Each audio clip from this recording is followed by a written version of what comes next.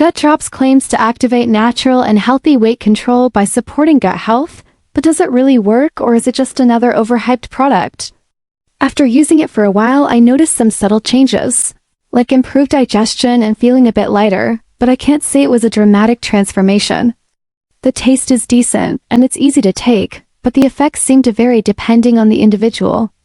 Some people report noticeable weight changes, while others don't see much of a difference. The ingredients look promising, with probiotics and natural extracts that are supposed to balance gut bacteria, but without long-term clinical studies, it's hard to say how effective it truly is.